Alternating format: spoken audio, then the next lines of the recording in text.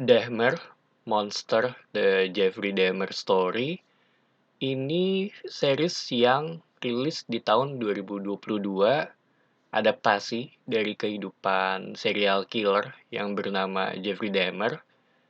Dan awalnya, sebelum gue nonton ya, gue nggak terlalu tertarik sih, karena ini serial killer lagi, durasinya juga lumayan panjang per episode. Tapi setelah gue ngeliat dari beberapa pendapat orang ya, yang cenderung mengatakan bahwa ini series yang oke. Jadi gue memutuskan untuk nonton. Dan di sini mereka menggunakan alur maju mundur di mana banyak flashback, masa kecilnya dia, masa remajanya dia gitu, dan semua dibawain cukup detail, cukup personal banget, bahkan sampai ke hal-hal yang menurut gue ini pribadi gitu, terlalu pribadi ya. Dan setelah gue pikir-pikir, hal-hal yang personal ini, pribadi ini gitu, ini jadi bagian yang menurut gue cukup penting yang membentuk dia seperti ini gitu. Dan karena kalau ngomongin manusia ya, kita kan terbentuk dari apa yang kita alami, apa yang kita lihat, dan semua adalah hasil dari akumulasi hal-hal tersebut. Walaupun tetap ada aspek genetiknya juga, dan di sini lu bisa ngelihat progresnya dia sih. Lu bisa ngelihat pola pikirnya dia yang tadinya ada di kepalanya, terus yang tadinya ada di kepalanya berupa imajinasi, lama-kelamaan mulai dia lakukan atau dia realisasikan. Cuma kalau ngomongin series ini, di episode 1 ya, kita itu ngelihat bagaimana dia bisa ditangkap.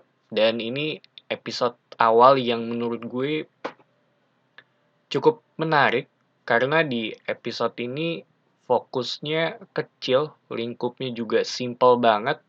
Kita tuh dikasih ngeliat satu episode penuh ya, bagaimana dia ngebawa korbannya ke tempatnya dia untuk diselesaikan. Dimana menurut gue sangat creepy banget gitu.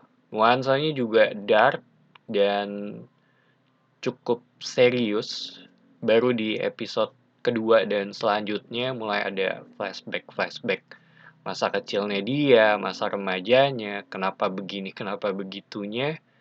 Dan menurut gue setelah gue tonton, setengah season di awal itu lebih ke masa kecilnya dia sampai ke dewasa, dan sisanya ketika dia ditangkap, serta apa yang terjadi atau apa impact-nya ke orang-orang di sekitarnya dia.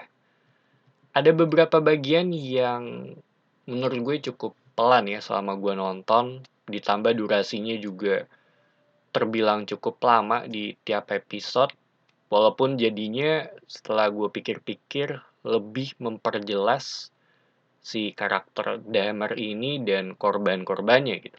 Dimana seinget gue, kebanyakan korban-korbannya tuh dikasih sedikit backstory, jadi bukan asal pilih-pilih aja gitu. Kalau di film kan biasanya pada umumnya ya asal pilih gitu. Tapi di sini tuh cukup cukup lu dikasih gambaran mengenai korbannya serta keluarganya mereka.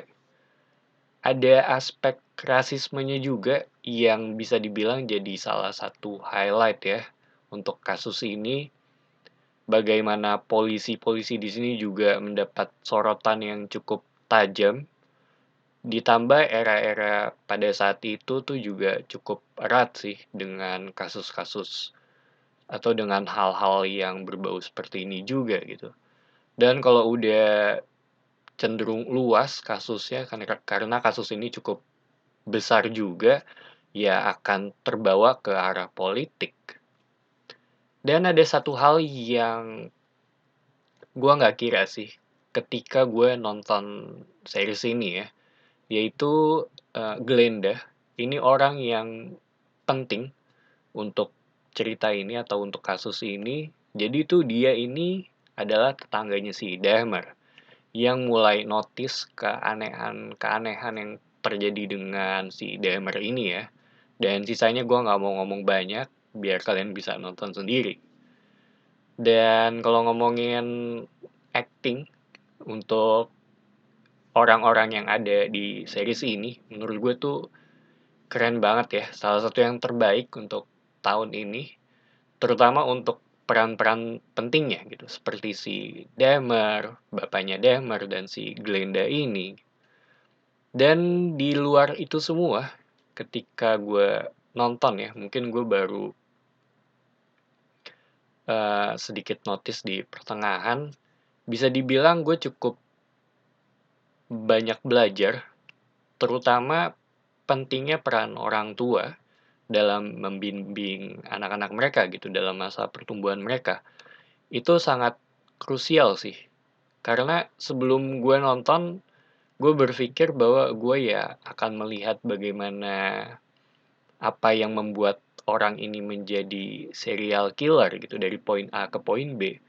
Tapi setelah dipikir-pikir, ternyata ya cukup banyak gabungan dari berbagai macam hal yang kecil-kecil, dan hal-hal kecil ini ya lama-lama terbentuk atau terakumulasi menjadi sesuatu hal yang besar. Karena kita emang dikasih lihat masa-masa kecilnya dia gitu dan masa remajanya yang menurut gue itu waktu paling krusial untuk pembentukan karakter seseorang.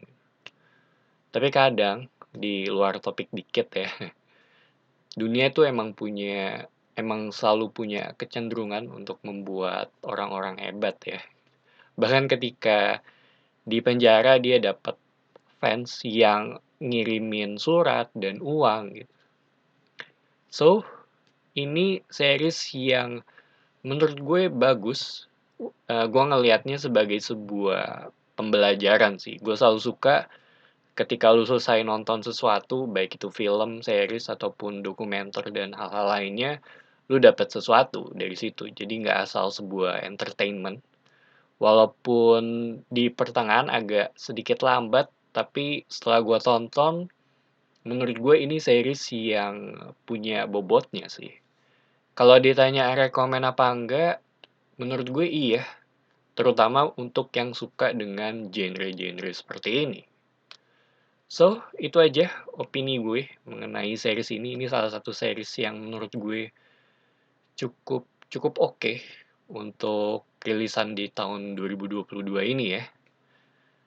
So, itu aja opini gue. Thank you for watching. It's me Patrick signing off.